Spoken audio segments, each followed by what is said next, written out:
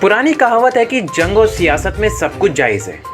शायद यही सोचकर नवाब खानदान के चश्मो चिराग नवाबजादे हैदर अली खां उर्फ हमजा मियां ने कांग्रेस पार्टी को अलविदा कहते हुए भाजपा गठबंधन की सहयोगी पार्टी अपना दल का दामन थाम लिया है। अब वे जनपद रामपुर की स्वारटांडा विधानसभा सीट से कांग्रेस के बजाय भाजपा गठबंधन की सहयोगी पार्टी अपना दल के प्रत्याशी के रूप में चुनाव मैदान में उतरेंगे।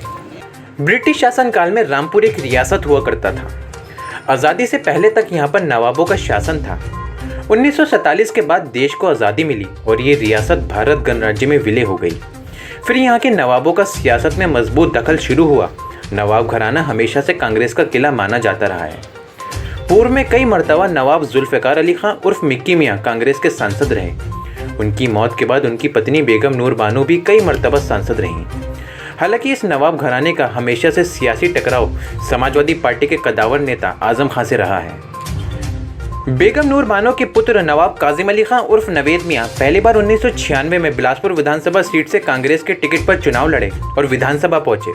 फिर उन्होंने अगले चुनाव में अपना क्षेत्र बदला और वे स्वारटांडा विधानसभा सीट के लिए कांग्रेस से ही चुनाव मैदान में उतरे और जीत हासिल की। हालांकि उसके बाद वे बसपा में चले गए। मायावती सरकार में उन्हें राज्य मंत्री भी बनाया गया और फिर उसके बाद वे सपा में शामिल हो गए।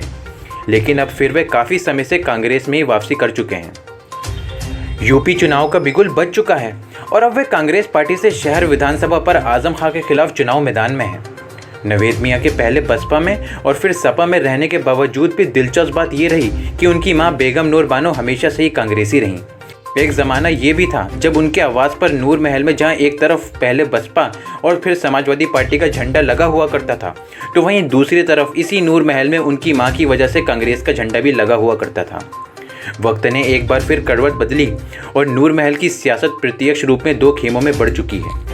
इसका बड़ा कारण ये भी है कि बेगम नूर बानो और नवेद मियाँ एक जगह ही कांग्रेस पार्टी में हैं, जबकि नवेद मियाँ के बेटे नवाबजादे हमजा मियाँ कांग्रेस पार्टी छोड़कर अपना दल में शामिल हो चुके हैं, जिसके बाद उन्होंने आजम खां के बेटे अब्दुल्ला आजम के मुकाबले स्वारटांडा विधानसभा सीट से बड़ी मजबूती के साथ भाजपा गठबंधन की सहयोगी पार्टी अपना दल से प्रत्याशी के तौर पर दावेदारी ठोक दी है। देखिए, मैंने राजनीतिक शुरुआत जो किया था, मैंने जब मेरे वालिद साहब पिताजी चुनाव लड़ते थे स्वार से, तो तब से ही मेरा स्वार से एक लगाव रहा है। तब से ही मैंने सियासत में कदम रखा है। लेकिन अगर आप ढंग से पूछे तो 2014 में जब मेरे वालिद पिता सांसद का चुनाव लड़े थे, तब मैंने ही सियासत में कदम रखा है। उसके बाद उनकी विधानसभा स्वारटांडा में मैंने काम किया था और 17 में उनका चुनाव पूरा संभाला था। हमारा मकसद इस ज़िले से बहुत पुराना है। इस ज़िले को बसाया है हमारे परिवार ने। ये ज़िला हमारा है और हम इस ज़िले के हैं।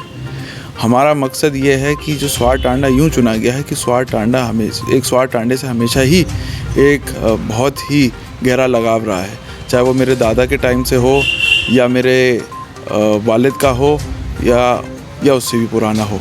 अब मैं आपको बताऊं, नुकसान जब ये सपा सरकार रही, ये सपा सरकार में सबसे ज़्यादा नुकसान रामपुर ज़िले में हुआ है। आजम खान ने ख़ास तौर से इस ज़िले को बहुत पीछे किया है। अब आप लालपुर का पुल देखें जो स्वारटांडे की तरफ जाता है, वो तोड़ दिया। अपने लिए 400 करोड़ के पुल बनाए, पब्लिक का पुल तोड़ दिया। अब बनानी, अब इस सरकार में, भारतीय जनता पार्टी की सरकार में माननीय मुख्यमंत्री योगी आदित्यनाथ जी ने उसको शुरू करवाने का काम किया है। केशव प्रसाद मौर्य जी ने PWD विभाग के द्वारा। कहने का मकसद ये है, उस पुल से लाखों आदमी जुड़ा हुआ था, हर धर्म, हर जाति, हर बिरादरी का। आज ये लोग रो रहे हैं, आंसू बहा रहे हैं, इनको अपने आंसू दिखते हैं। लेकिन जब इनकी सरकार में मुस्लिम लीडर कहते हैं ये अपने आप को और मुसलमान ही पिसा है। तो मैं ये कहना चाहता हूँ कि मैं अपनी विधानसभा को सबसे ज़्यादा, मेरी कोशिश रहेगी कि मैं वहाँ पर विकास कराऊँ। मैंने आज अपना दल का कल दामन थामा है।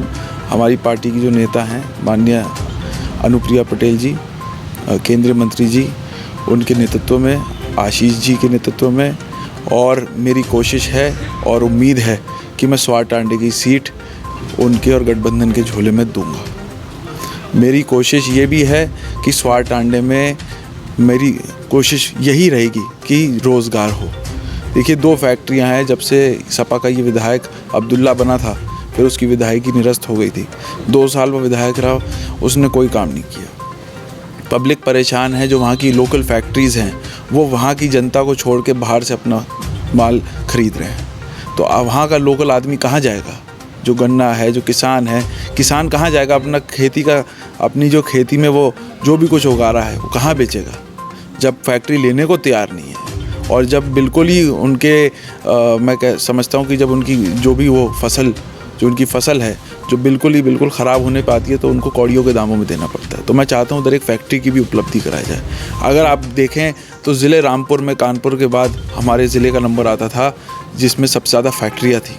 आज आज़म खान ने वो सारी फैक्ट्रियाँ लगभग बंद करवा दी और पब्लिक के हाथ में रिक्शाएँ थमा दी। मैं इनसे ये पूछना चाहूँगा कि इनके बेटे से भी कहीं ज़्यादा पढ़े लिखे रामपुर के नौजवान हैं, ज़िले के नौजवान हैं, तो ये उनके हाथ में तो रिक्शा दे देते हैं, लेकिन अपने बेटे के हाथ में क्यों नहीं देते रिक्शा? गरीब का बच्चा गरीब नहीं है। यूनिवर्सिटी की फ़ीस आप भी जानते हैं 80-80 हज़ार की फ़ीस है। रामपुर नवाबों ने 35 स्कूल और कॉलेज दिए हैं इस पूरे ज़िले को, जो आज भी चलते हैं। आज भी हर धर्म, हर जाति, हर बिरादरी का आदमी उसमें शिक्षा हासिल करता है। तो हमारी कोशिश रही है कि ज़िले को आगे लेके जाएं, और आज़म की कोशिश रही है कि ज़िले को पीछे लेके जाएं और अपने आप को आगे लेके जाएं। उनका मानना है कि जनता के पास रोज़गार नहीं होगा, जनता के पास काम नहीं होगा तो उसके फजूल के भाषण सुनने आएंगी। हम चाहते हैं कि हमारे नौजवान रोज़गार प्राप्त करें, जो इस सरकार की भी नीति है। तो मेरा मानना ये है, मैं सबसे पहले शुक्रिया अदा करना चाहूँगा अपनी पार्टी की जो नेता हैं श्रीमती अनुप्रिया पटेल जी, कि उन्होंने मुझ पर भरोसा दिखाया है। और मैं चाहूँगा कि मैं उनके नेतृत्व में और माननीय मुख्यमंत्री श्री योगी आदित्यनाथ जी के नेतृत्व में अपनी विधानसभा को विकास की नई ऊंचाई और नई बुलंदियों पे लेके जाऊँ।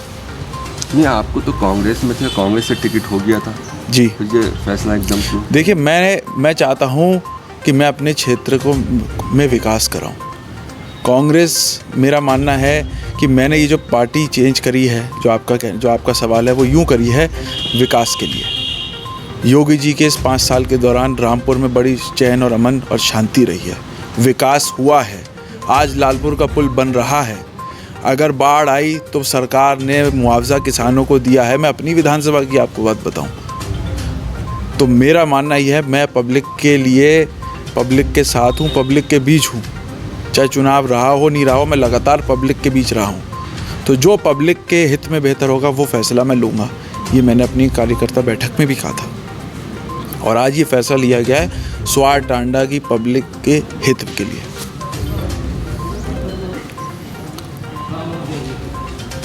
मियां, आपके वालिद नवाब काजिम अली खान वो कांग्रेस से लड़ रहे हैं और आप अपने दल से चुनाव में जाएंगे जी, तो इतना बड़ा क्या दिक्कत नहीं होगा? देखिए, वो अलग विधानसभा, ये अलग विधानसभा है, वो उनकी अपनी सोच और नीतियाँ हैं और मेरी अपनी सोच और नीतियाँ हैं। तो मैं तो स्वार टांडे से चुनाव लड़ रहा हूँ और हमारा मकसद ये है कि मैं अपनी बात करूं तो मैं चाहता हूं कि मेरी विधानसभा में विकास हो। अभी जब से लालपुर का पुल टूटा है 5 साल से, तो लाखों आदमी परेशान है, पिरानपुर होकर जाना पड़ रहा था। बाढ़ आई तो वो रास्ता भी बंद हो गया। ज़िला प्रशासन ने भी कोशिश बहुत करी, एक जो पटले वाला पुल बना है उसकी उपलब्धि कराई। तो देखिए, मेरा मकसद है कि मैं अपनी विधानसभा के लोगों की मुश्किलें दूर करूँ।